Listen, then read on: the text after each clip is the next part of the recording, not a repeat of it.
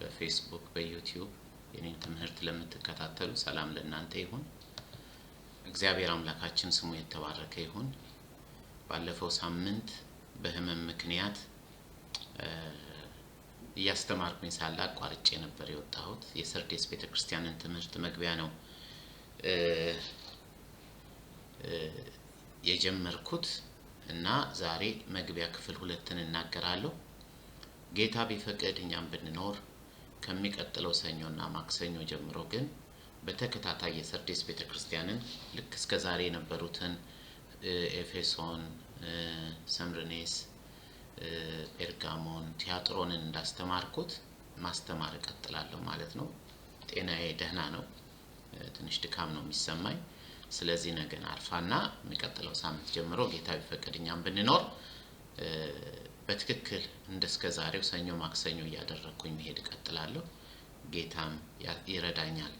በተረፈ ያሬድ አሰፋ ይመር የሚለውን ዩቲዩብ ውስጥ ገብታችሁ የኔን ዩቲዩብ እዛ ውስጥ ወደ 126 ትምህርት አለ መከታተል ትችላላችሁ። ቀስ እያልኩኝ ያንዳንዱን ቃል እየፈታሁኝ ከሌጀንድ አንፃር፣ ከታሪክ አንፃር፣ ከቋንቋ ከባህል አንፃር ስለሆነ የምተነትነው በተለይ አገልጋዮች በጣም ይጠቅማችኋል ብዬ ተስፋ አደርጋለሁና ብትሰሙት ደስ ይለኛል። አንዳንድ ሰዎች ይነግሩኛል በቀን አንዴ የኔን ትምህርት የሚሰሙ እንዳሉ፣ እንደ መጽሐፍ ቅዱስ ጥናት በሳምንት አንዴ ተሰብስበው የኔን ትምህርት የሚከልሱ እንዳሉ አውቃለሁ።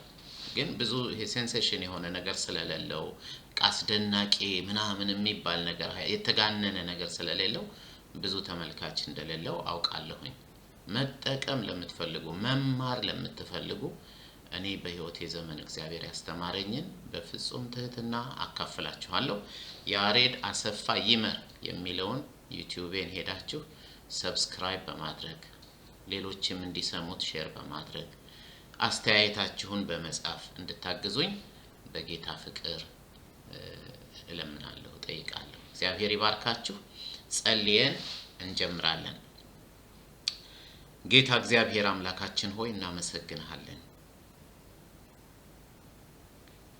ክብርና ምስጋና ከዘላለም እስከ ዘላለም በሰማይም በምድርም ለአንተ ለአምላካችን ብቻ ይሁን። ጌታ ሆይ እንዳንተ ያለ አስተማሪ የለም። የቃልህን ፍቺ አብርተህ አስተዋዮች አድርገን። ብዙ የትምህርት ንፋስ ባለበት በዚህ ዘመን በትምህርት አውሎ ንፋስ ተጠርገን እንዳንወሰድ ጌታ ሆይ ማስተዋልን ስጠን። አንተ ለሊዲያ ጳውሎስ የሚለውን ታስተውል ዘንድ ልቧን እንደከፈትክላት፣ መጽሐፍትን ያስተውሉ ዘንድ ደቀ መዛሙርት አእምሮአቸውን እንደከፈትክላቸው እኔም የምናገረውን ጌታ ሆይ ወገኖች ያስተውሉት ዘንድ እኔም ደግሞ እጠቀምበት ዘንድ ከነሱ ጋር ይህን ቃል እንድካፈል በመንፈስ ቅዱስ እርዳን። ስለምትረዳን እናመሰግናለን። ጌታ እግዚአብሔር ሆይ የቃልህን ፍቺ ስታበራልን እንዳንጠቀምበት ሌላውንም እንዳንጠቅምበት ሊለቅም በተለያየ ምክንያት የሚመጣ ክፉ መንፈስ በጌታ በኢየሱስ ክርስቶስ ስም ይመታ።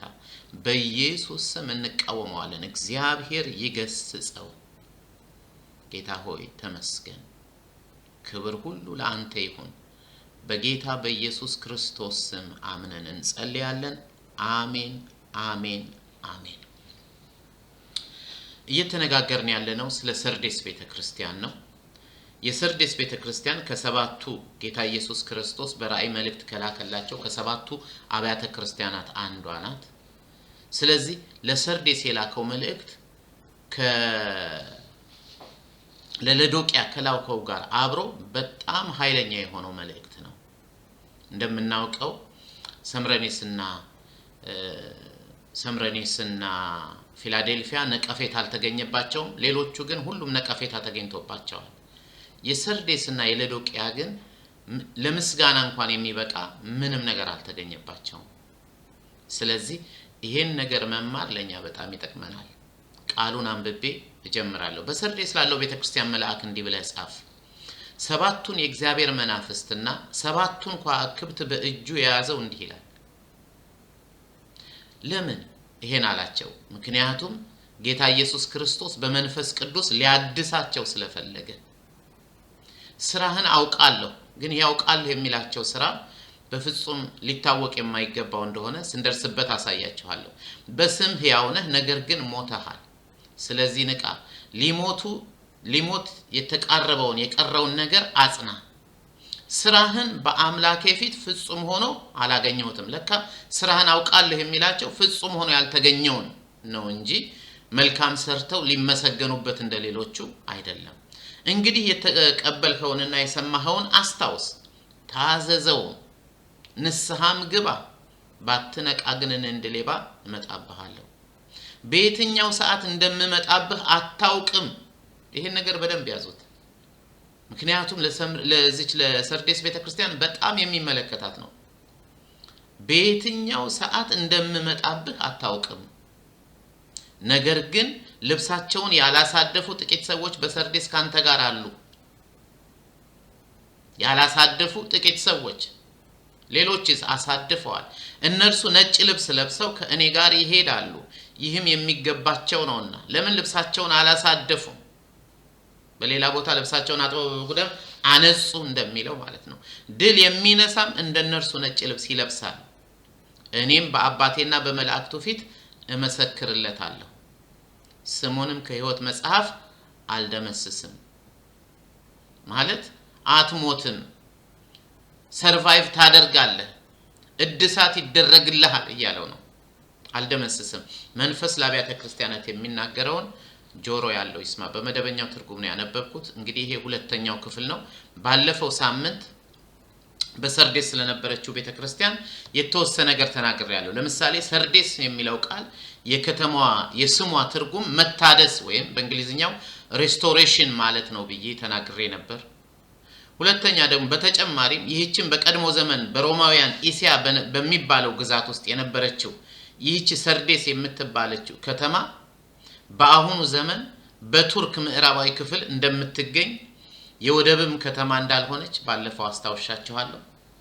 ከተማዋ ከሄርሞስ ከሚባለው ሸለቆው በስተደቡብ ከፍ ብላ በኮረብታ ላይ የተመሰረተች ስትሆን ከተማዋን አቋርጦ የሚሄድ ወንዝ እንዳለ ያም ወንዝ ደግሞ ፓካቶሎስ እንደሚባል ነግሬያችሁ ነበር። ለትምህርቱ ስለሚጠቅም ነው። እንዲሁም ዙሪያዋን ቅጥር የነበራትና በቅጥሯም ላይ ጦር የሚገባበትና የሚወጣበት ትልቅ በር የነበረው፣ ከተማዋ ግን በጣም እንዴት ነው በግንብ የታጠረች ከተማ ነች። የሚገርመው የከተማዋን ግንብ ሲሰሩ ግን በኋላ በኩል በከተማው በር በፊት በደቡብ በኩል እንትን አላት፣ በር አላት። በኋላ በኩል ግን በርም ግንብም የላትም። መሬቷ የተመሰረተችበት በጣም ጠንካራ ይመስላል፣ ግን ጠንካራ አይደለም። የተደቀደቀ አፈር ነው። ስለዚህ በቀላሉ ሊፈርስ የሚችል ነው። እንዲሁም ዙሪያዋን ቅጥር የነበራትና ቅጥሯም ላይ እንዳልኳችሁ መግቢያና መውጫ አላት። ከፊት ስትታይ ትልቅ በር አላት። የከተማዋ መግቢያ በር በስተጀርባ ግን ጥርብ ገደል በመሆኑ ምክንያት በዛ በኩል ጠላት አይመጣም ብለው ስለገመቱ ጥርብ ገደል ስለሆነ ማንንም በዚህ በኩል መጥቶ ከተማችንን አይወርም ብለው ስላሰቡ በኋላ በኩል ግን ግንብ አልሰሩላትም ነበር። ግንብ ስላልሰሩላት በኋላ በኩል ጠላት በዛ አይመጣም ብለው ስለጠበቁ በዛ በኩል እንደገና በከተማ ውስጥ ደግሞ አንድ ትልቅ አክሮፖሊስ ስላለ አክሮፖሊሱም ይጠብቀናል ብለው ስለሚያምኑ በጣም በእንዝህላልነት ተዘናግተው የሚኖሩ ህዝቦች ነበሩ። የሚገርመው ግን በዚያ ጠላት አይመጣም ባሉበት መንገድ በሌሊት ጠላት እየመጣ ያጠቃቸው ነበር። በጣም የሚያሳዝነው ሁለት ጊዜ በዚህ መንገድ ተጎድተዋል። ከተማዋ ጠባቂ ያስፈልጋትን በማለት በቅጥራቸውና በአክሮፖሊስ ስለተማመኑ የሰርዴስ ከተማ ነዋሪዎች በጣም ተዘናግተው የሚኖሩ ሰዎች ነበሩ። ማንም ሊደፍረን አይችልም። የሚገርመው እነሱን ከተማዋንና ቅጥሯን ያየ ሰው ከኋላዋ ራቁቷን መሆኑን ያላወቀ ሰው ከኋላዋ ቅጥር እንደሌላት ያላወቀ ሰው ደግሞ ከፊት ለፊት አይቶ እቺንማ ማን ይደፍራታል ብሎ ሊናገር ይችላል። የሚገርመው ግን ራምሴ የተባሉ ሰው በጻፉት መጽሐፍ ላይ ተራራማ በመሆኗ በተራራ ላይ በመሰራቷ በጣም ደግሞ በውስጧ ባለው አክሮፖሊስ ተመካ እንጂ የተመሰረተችበት መሬት ፈጽሞ ደና ዝናብ እንኳን ቢዘን የሚሸረሸር ነው። ሰሞኑን ሲሲሊያ ላይ አንድ ጥንታዊ ከተማ በመሸርሸር ልጠፋ ደርሳለች። ልክ እንደዚያ ማለት ነው፣ ጣሊያን ውስጥ ማለት ነው። ስለዚህ ይህቺ ከተማ አደጋ ላይ ናት። ሁለት ጊዜ ጠላት በዚያ በኩል መጥቶ በጣም አጥቅቷታል። ካጠቋት ሰዎች መካከል አንዱ የፔርሺያው ንጉስ ቂሮስ ነው። ቂሮስ ገብቶ ከ559 እስከ 530 ዓመተ ዓለም ላይ የገዛ ሰው ነው። ይሄ ሰው በ545ኛው ዓመተ ዓለም መጥቶ ከ600 ሚሊዮን የሚበልጡ የከበሩ ዕቃዎችን ከከተማዋ ዘርፎ ወስዷል። ከተማዋ እንደገና በቀኝ ግዛቱ ውስጥ አስገብቷታል። ስለዚህም ለሁሉም በጠቅላላ ላለው ለአካባቢው በሙሉ የሚጠቅም መካከለኛ ቦታ ናት ብሎም ስላሰበ በከተማዋ ውስጥ 2500 ኪሎ ሜትር ከተማዋን የሚያቋርጡ መንገድ ሰርቶባቸዋል። ስለዚህ የንግድ ሴንተርም አድርጓታል። ቤት በኩል መጣ ብንል ተኝተው በነበረ ጊዜ ጠላት አይመጣም ባሉበት ቦታ በጀርባ በኩል በዚያ በኩል ቅጥር በሌለው በኩል ገብቶ አስገብሯቸዋል። ለዚህ ነው ጌታ ኢየሱስ ክርስቶስ ለእነርሱ እንደ ሌባ ሆኜ መጣባሃለሁ ሲላቸው እንደሌላው እኛ እንደምናነባው አይደለም። እዚህ ላይ እንደምታነቡት ጌታ ኢየሱስ ክርስቶስ ቁጥር 3 ላይ ምን ይላቸዋል? ንስሐ ግባ ባትነቃ ግን እንደ ሌባ መጣባሃለሁ ነው የሚላቸው። ምክንያቱም እንደ ሌባ እየመጡ ሌሊት በከተማዋ ጠላት አይመጣበትም ባሉት አጉል ተመክተው በተቀመጡበት ጠላት እየመጣ ከተማዋን አንበርክኳታል። ወደ ዛሬው ትምህርት ልግባ። ምንም መሬቷ ለም ቢሆንና ህዝቧን ቢጠቀምበትም ታላቁ አሌክሳንደር በ333ኛው ዓመተ ዓለም ላይ የነበረ የግሪክ ንጉስ ታላቁ አሌክሳንደር እስያን ከያዘ በኋላ ግን የመገበያያ ቦታ መሆኗን እየቀነሰ መጣ። ማን ነው? ቂሮስ የመገበያያ ቦታ አድርጓት በ545ኛው ዓመተ ዓለም አሁን ከ220 ዓመት አካባቢ በኋላ ይህቺ ከተማ ሚኒንግለስ ኢረሌቫንት እየሆነች መጣች ማለት ነው። አሌክሳንደርም በጦር ሰራዊት ውስጥ የነበሩትን አይሁዶችን የአይሁድ ወታደሮችን ወስዶ የጡረተኛ መኖሪያ ያደረጋት። ያስገርማል። ዛሬ በቤተ ክርስቲያን ውስጥ ተቀምጠው በመንፈሳዊ ነገር ያረጁ የተሰበሰቡባቸው ብዙ ሰዎች አሉ። መንፈሳዊ መነቃቃት የሌላቸው ቤተክርስቲያንን ሊተርጂውን ብቻ ይቅርታ በጀርመኛ ተናገርኩት በእንግሊዝኛ ሊተርጂውን ስርዓቱን ብቻ ጠብቀው የሚያስኬዱ ታላቁ አሌክሳንደር ወስዶ የሱ ወታደሮች የነበሩትን ጡረተኞች መኖሪያ ከተማ አደረጋት። ምንም እንኳን አስቀድሞም አሁንም በሄርሞስ ሸለቆ ውስጥ በጥሩ የንግድ መስመር ላይ ብትሆንም ደግማ ወደ ቀድሞው ብልጽግናዋ ግን መመለስ አልቻለችም። እንዲያውም ጭራሽ በ133ኛው ዓመተ ዓለም ላይ ሰርዴስ ልክ እንደሌሎቹ በአካባቢው እንደነበሩት ከተሞች በጴርጋሞን ስር ይተዳደሩ እንደነበሩት ከተሞች ለሮማውያን አልፋ ተሰጠች። ተዋክቶ አይደለም ሮማውያን የወሰዷቸው፣ በስጦታ ነው የወሰዷት። ሰይጣንም ብዙ አይደክምም ሰርሜኔስን ለመያዝ። ምክንያቱም ኦልሬዲ የተሸነፉ ክርስቲያኖች የሚኖሩባት ከተማ ሆና ነበር። ሮማውያን በሰርዴስ ከተማ ፍርድ ቤት ለማቋቋም ሞክረው ነበር። ለተወሰነም ጊዜ አቋቁመውባታል። በ17ኛው ዓመተ ዓለም ላይ የመሬት መንቀጥቀጥ አካባቢውን በሙሉ ደመሰሰው፣ ከተማዋን ማለት ነው። በዚያን ጊዜ ጢቤሪዮስ የሚባለው ቄሳር ጢቤሪዮስ የነገሰው ከ14 ዓመተ ምህረት እስከ 37 ዓመተ ምህረት ነው። ጌታችን ኢየሱስ ክርስቶስ ሲሰቀል የነበረው የሮም ቄሳር ማለት ነው። 10 ሚሊዮን ስተርሊንግ ሲስተርን ነው የሚባለው ስተርሊንግ አይደለም 10 ሚሊዮን ሲስተርን የሮማውያን ገንዘብ በመስጠት ከተማዋን ሊያድሳት ሞከረ። የሰጣቸው 10 ሚሊዮን ሲስተርን ብቻ ሳይሆን ለ5 ዓመት ቀረጥ እንዳይከፍሉ በማድረግ ከተማዋን ሊያድሳት ሞክሮ ነበር። በኋላ ግን ከተማዋ እየተቀዛቀዘች በመሄዷ ምክንያት ሮማውያኑ በ26ኛው ዓመተ ምህረት ላይ በ26ኛው ዓመተ ምህረት ላይ በሰርዴስ ሊሰሩት አስበው የነበረውን የቄሳሩን የጣዖት ቤት እንደምታስታውሱት ሰምረኔስ ላይ ወስዶ ሰራው። ምክንያቱም እየደከመች በመሄዷ ምክንያት ቄሳር እንኳን ናቃት። አንዳንዴ ቤተክርስቲያን እየደከመች ስትሄድ ሰይጣን እንኳን ይንቃታል፣ ብዙ አይደክምባትም። ምክንያቱም ኦሬዲ የተሸነፉ ሰዎች የሚኖሩባት የሚሰበሰቡባት ቦታ ስለሆነች ማለት ነው። ይህችን ቤተክርስቲያን እንደዚያው ነች። ስለዚህ የጣዖቱን ቴምፕል በዚያ ሊያቆም አስቦ ተመርጣ የነበረችው ይህች ሰርዴስ ቀርታ አይ በቃ በዚህ አይነትማ ወስጄ ሰምረኔስ ነው መሰራት ያለበት ተብሎ የቄሳር አምልኮ በዚህ ምክንያት ነው በ26ኛው ዓመተ ምህረት በሰምረኔስ የተጀመረው ማለት ነው። ስለዚህ እየተደከመች ሄዳ በአሁኑ ጊዜ በዚያች ቦታ ላይ ሳርት የምትባል አንዲት ትንሽ ከተማ አለች። ትንሽ ልትበዛ የማትችል ይገርማል። ያቺ የኢኮኖሚ ሴንተር የገበያ ሴንተር የነበረች ያቺ ሰው ሁሉ ሀብታም ከተማ ነች እያለ ያደንቃት የነበረች ማንንም አይደፍራትም የተባለችው ከተማ ደቃ አሁን አንዲት ሳርት የምትባል ትንሽ ከተማ በቦታው ላይ አለች። ልክ ጎብኚ አጥተው በዚህ በጀርመን በአውሮፓ ስትመጡ ዛሬ በጣም ትላልቅ ህንጻ ያላቸው ሰው የሌላቸው ቤተክርስቲያኖች አሉ። በጣም አንሰው ድንጋዩ ብቻ ይቀረ ማለት ነው። ልክ እንደዚያ ማለት ናት ሰርዴስ በመንፈሳዊው ማለት ነው። ሰው አይሄድም ማለት አይደለም፣ ሰው ቢሄድም ግን በጣም ስለዚህ ጌታ ኢየሱስ ክርስቶስ ሲናገራቸው ምን አለ?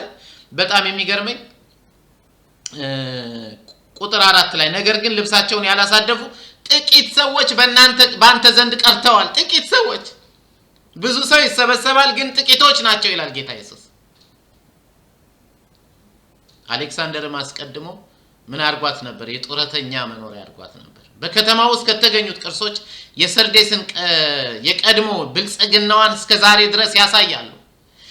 በከተማዋ በስተሰሜን 400 ጫማ ስፋት ያለው አክሮፖሊሷ የታወቀ ነው፣ አሁንም አለ። 1000 ጫማ ስፋት ያለው ስቴዲየም ነበረባት አላትም፣ አሁንም አፈራርሶ በሶስተኛው መቶ ዓለም ላይ የተሰራ ጊምናዚየም ሙክራብና የአርጤምስ ቤተ መቅደስ በዚያ ተገኝተዋል። ይሄን ያገኘው ደግሞ ያው ታዋቂው ፕሪስተን ዩኒቨርሲቲ ነው።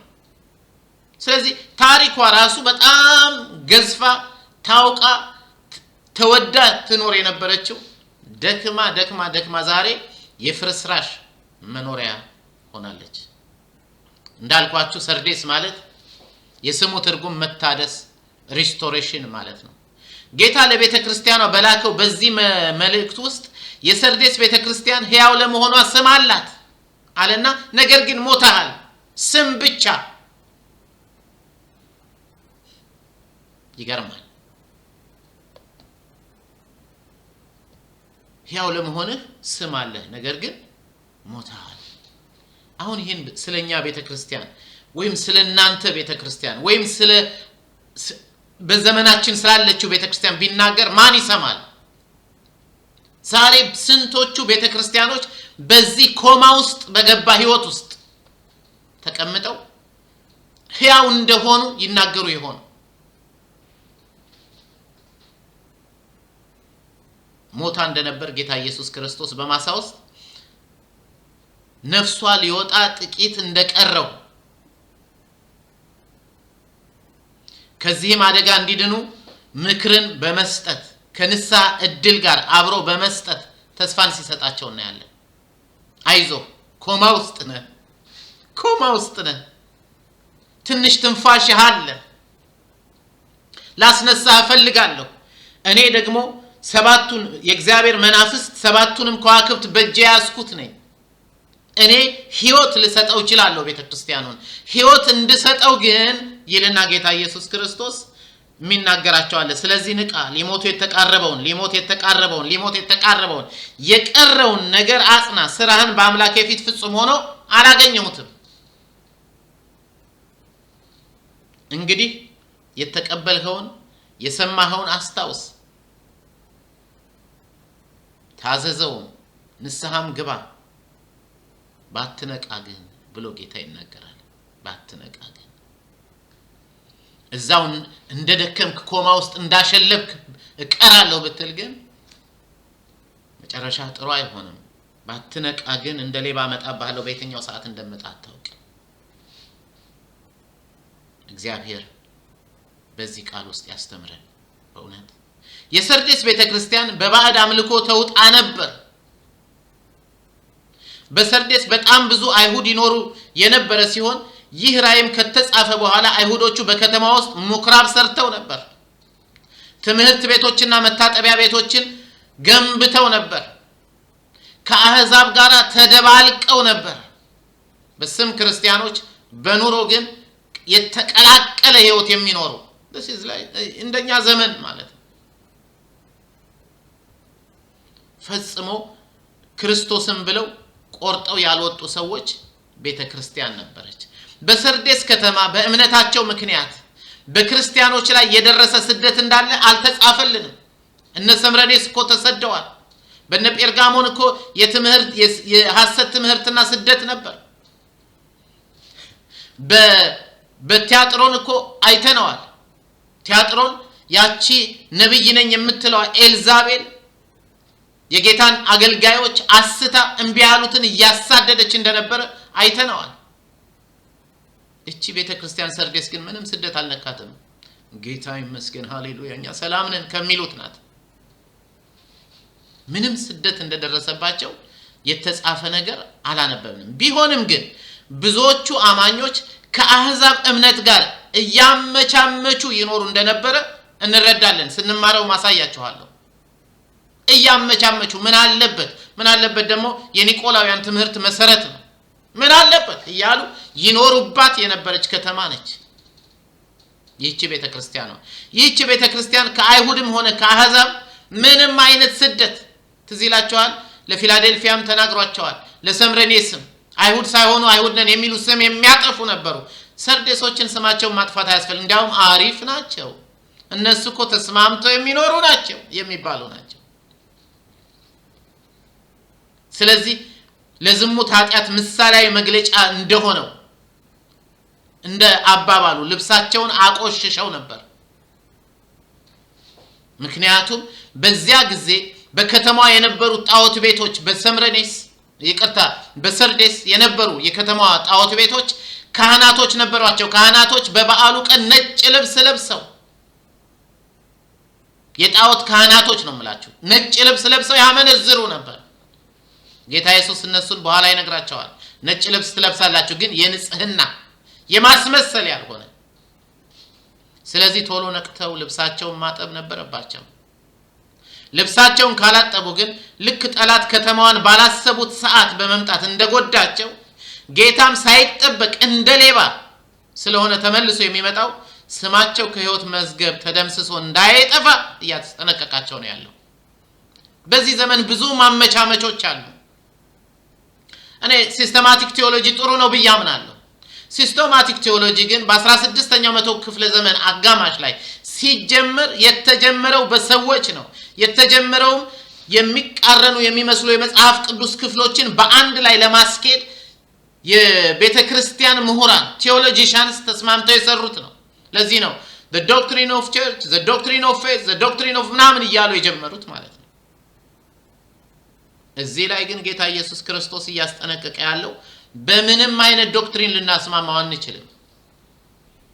ስለዚህ ስማቸው ከሕይወት መዝገብ ተደምስሶ እንዳይጠፋ ጌታ እያስጠነቀቃቸው ነው። ድል የሚነሱት በእነሱ መካከል ያሉት ቅዱሳን ግን ነጭ ልብስ ለብሰው ከጌታ ጋር እንደሚኖሩ ጌታ ኢየሱስ ክርስቶስ አስረግጦ ካሁንም ተስፋውን ይነግራቸዋል። አይዟችሁ፣ በርቱ፣ ጠንክሩ፣ በንጽህና ኑሩ፣ በከተማው ኃጢአት አትወሰዱ።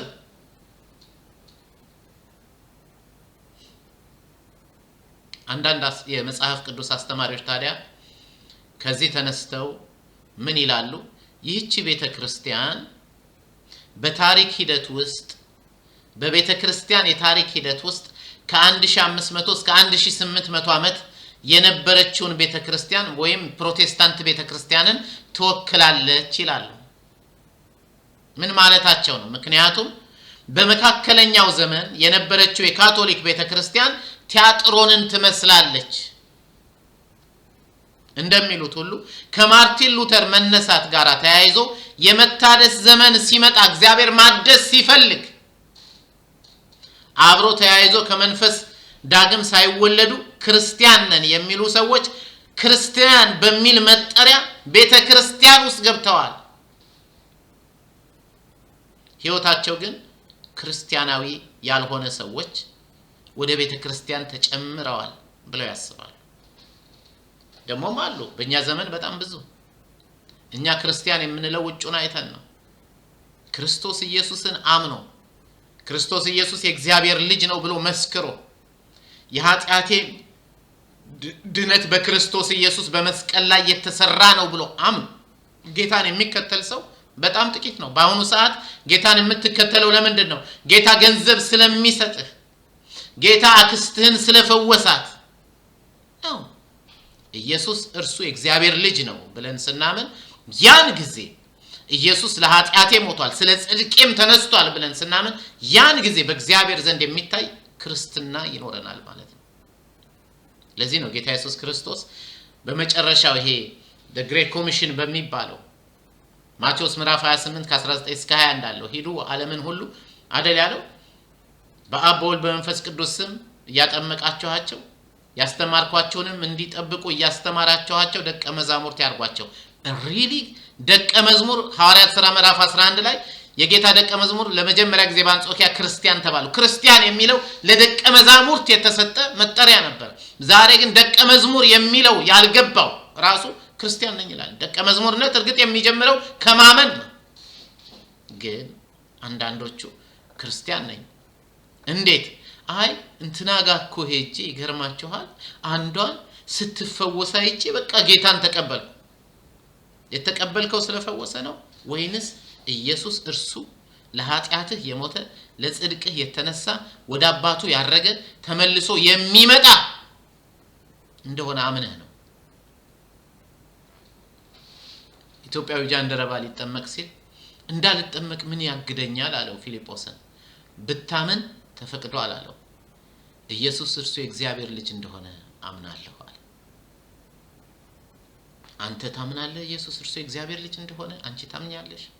ወይንስ ገንዘብ የሚያበዛ ቤት የሚሰጥ ስራ የሚሰጥ እግዚአብሔር ይባርካችሁ በነገር ሁሉ መታመን የሚገባው ግን የእግዚአብሔር ልጅ እንደሆነ ከእግዚአብሔር ወጥቶ እንደመጣ ከድንግል ማርያም እንደተወለደ ስለ ኃጢአትህ እንደሞተ ስለ ጽድቅህ እንደተነሳ ወደ አባቱ እንዳረገ ተመልሶም እንደሚመጣ ልታምኚ ይገባሻል።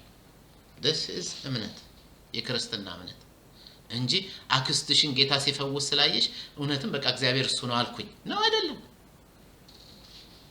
ስለዚህ በዚች በሰርዴስ ቤተክርስቲያንም ክርስትና እንደ ፋሽን የተያዘ ጉዳይ ነበር እንጂ ክርስትና የእምነት ጉዳይ መሆኑ እየቀረ ሄዷል። ስለዚህ አለሁ ይያሉ ሕያው ለመሆናቸው ስም አላቸው። ሰዎች ሁሉ ክርስትና ካሉ አይቀር እንደነሱ ነው ይሏቸዋል። ግን እነሱ እየሞቱ ነው።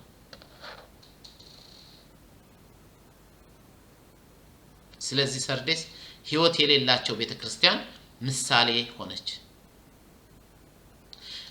በእነዚህ ዘመናት ውስጥ የቤተክርስቲያን አባላት ቁጥር እየጨመረ የሄደበት ጊዜ ነበር በእኛ ዘመን። በዚያም ስደት ስላልነበረ ብዙ ሰዎች ነበሩ በሰርዴስ። ቢሆንም ግን አምነው ሕይወት በውስጣቸው የተቀበሉ ግን ጥቂቶች ነበሩ። ቅዱሳን በትህትና ልንገራቸው፣ ask yourself ራሳችሁን ጠይቁ። ሪሊ ኢየሱስ እርሱ የእግዚአብሔር ልጅ እንደሆነ አምናችሁ ትከተላላችሁ? ሪሊ ደቀ መዝሙር ማለት ምን ማለት ነው? በአጭር ቋንቋ ደቀ መዝሙር ማለት መምህሩን እየመሰለ እየተለወጠ የሚያድግ ማለት ነው። ራስ ወደሚሆን ወደ እርሱ እኮ የምናድገው በደቀ መዝሙርነት ነው።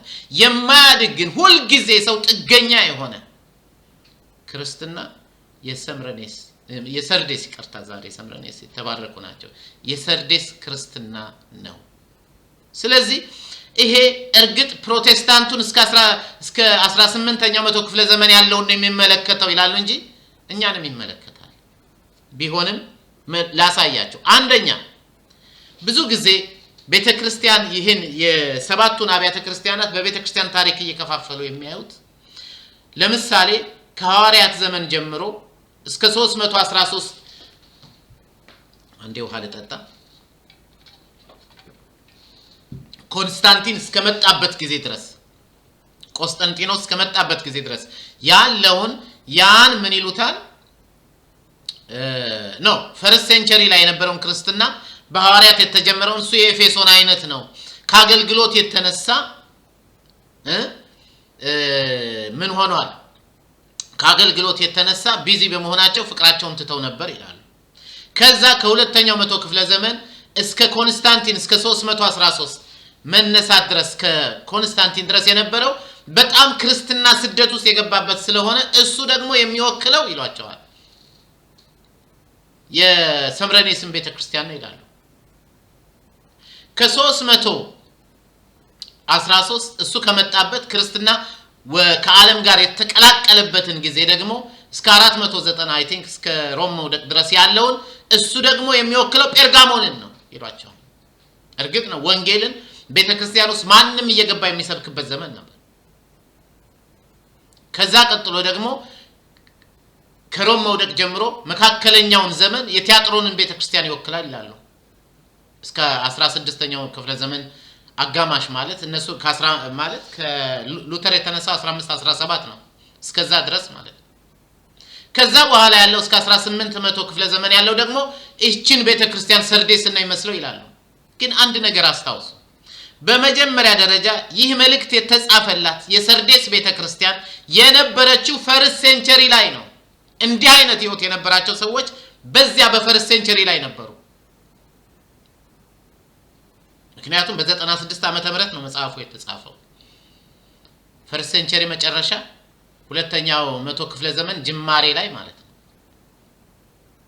ስለዚህ በመጀመሪያ ደረጃ ራሱ የሚመለከታቸው የሰርዴስ ቅዱሳን የነበሩት ፈርስት ሴንቸሪ ላይ ነው በሁለተኛ ደረጃ እርግጥ ነው ከዚያ በኋላ ያሉትንም ከ1500 እስከ 1800 ያሏቸውንም የፕሮቴስታንትን ቤተክርስቲያን ይመስላል ያሉትንም ይወክላል መንፈስ ቅዱስ እንደሚያስተምረን ማለት ነው በሶስተኛ ደረጃ ይሄን ቃል መንፈስ ቅዱስ እንደሚተረጉምልን ለኛም ዘመን ለዚህ ዘመን ይጠቅመናል ስለዚህ ይሄ የሚወክለው የፕሮቴስታንቷን ቤተክርስቲያን ከ16ኛው መቶ አጋማሽ እስከ 18ኛው መቶ ያለችውን ነው ብለው የሚሉት ለኔ ብዙ ትርጉም አይሰጠኝም እርግጥ ነው ትላልቅ አስተማሪዎች ይሄን ይላሉ አቃለሁ በጣም የተከበሩ አስተማሪዎች የቤተክርስቲያንን ታሪክ በሰባት ከፋፍለው እንዲህ ነው ብለው የሚናገሩ አሁን ያለንበትን ዘመን ለዶቂያን ይመስላል ይላሉ ሰርዴስንም ይመስላል ሰምሬነስንም የሚመስሉ ቆራጥ ክርስቲያኖች ያሉባቸው ደግሞ ቤተክርስቲያኖች አሉ ለምሳሌ በአሁኑ ሰዓት ኢራን ውስጥ ያሉ ቤተክርስቲያኖች ስለዚህ በየትኛውም ዘመን ያለ ነው መንፈስ ቅዱስ እንደሚያስተምረን ይሄ ትምህርት ለሁላችንም ጠቃሚ ትምህርት ነው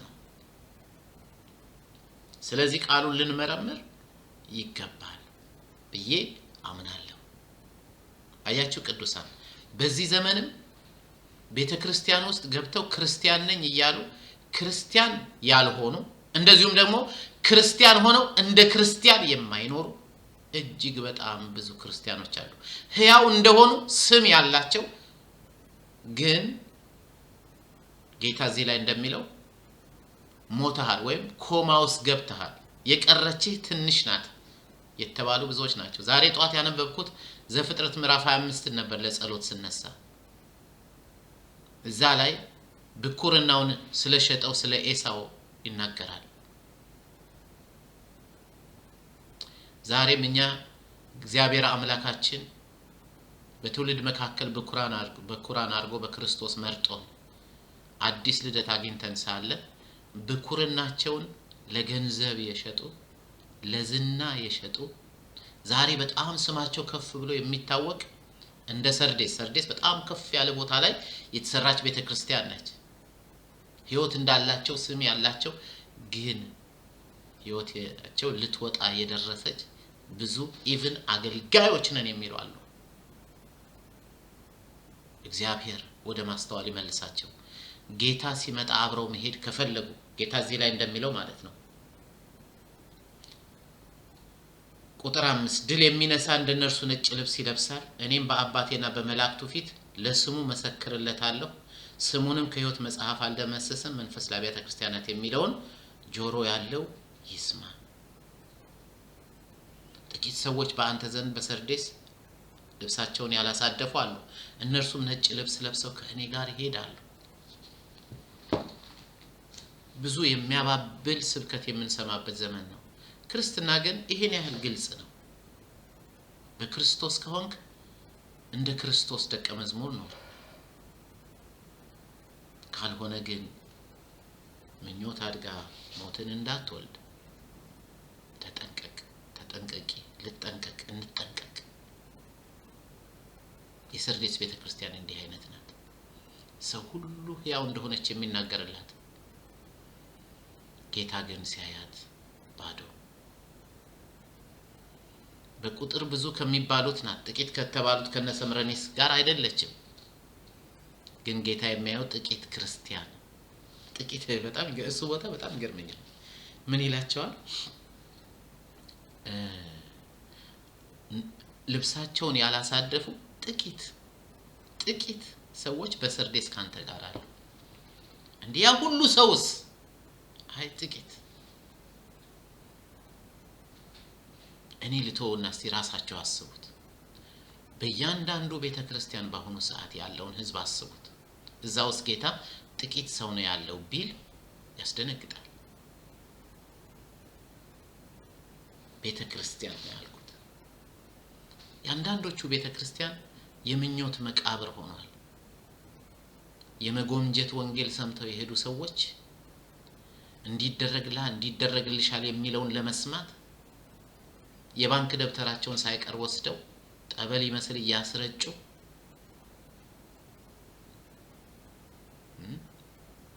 ምኞታቸውን በቃ የሚያወሩ ይሄን ያህል ሚሊዮን ነው የምፈልገው የሚሉበት ቤተክርስቲያን፣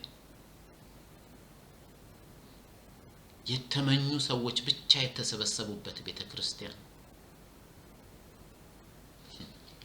ዓለምና በዓለም ያለውን አትውደዱ የሚለውን ጌታ ትተው ዓለምና በዓለም ያለውን ውደዱ ብለው የሚሰብኩ ሰዎች ያሉበት ቤተክርስቲያን፣ ሁሉን ትተን ተከተልንህ ያሉትን ሐዋርያትን አይነት ሳይሆን ሁሉን ፈልገን ተከተልንህ የሚል ምእመን የበዛበት ቤተክርስቲያን፣ ሊከተለኝ የሚወድ ራሱን ይካድ ነው፣ ራሴን ማልክድም የበለጠ ስለ ራሴ ነገረኝ የሚል ክርስቲያን፣ ሊከተለኝ የሚወድ መስቀሉን ተሸክሞ ይከተለኝ፣ አይ መስቀል መሸከም አልፈልግም መስቀሉን አሽቀንጥሬ ጥጄ ይመችሃል ይመችህ የሚባል ስብከት ስበኩኝ የሚል ቤተክርስቲያን የበዛበት ዘመን ነው። ሰርዴስ የሰርዴስ ቤተክርስቲያን ይችላል። ቀስ በቀስ ጌታ ቢፈቅድ እኛም ብንኖር ከሚቀጥለው ሰኞ ጀምሮ በሰርዴስ ላለው ቤተክርስቲያን መልአክ እንዲህ ብለህ ጻፍ ከሚለው ጀምሮ ያለውን ጠቅላላውን ስድስቱንም ቁጥር ቀስ በቀስ እያብራራው አካፍላችኋለሁ። ግን ቅዱሳን ይህን የዛሬውን ፕሮግራም ከመዝጋቴ በፊት እኔም ሁላችንም ራሳችንን እንጠይቅ። እንዴት ነሽ? ጌታ ኢየሱስ በዚህ ትምህርት ያለንበትን ሁኔታ ሊያሳየን ይፈልጋል። አዳምን አንድ ጊዜ እግዚአብሔር አምላክ አዳም ወዴት ነህ አለ። ራቁቴን መሆኔን አውቄ ተደብቄአለሁ አለ። ዛሬ ራቁታችንን ሆነን ተደብቀን ከሆነ እግዚአብሔር ዛሬም where are you አንተ የት ነው ያለኸው እያለ የተጣራ ነው።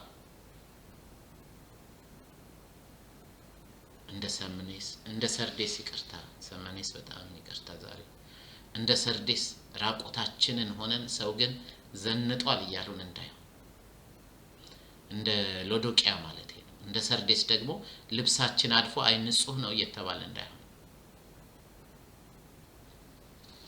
ስለዚህ ይህን ትምህርት ከልብ እንድንማር በጌታ ፍቅር በትህትና አሳስባለሁ። እግዚአብሔር አምላካችን ሆይ እናመሰግንሃለን። ክብርና ምስጋና ከዘላለም እስከ ዘላለም በሰማይም በምድርም ለአንተ ለአምላካችን ብቻ ይሁን። ጌታ ሆይ ተባረክ፣ አስተምረን።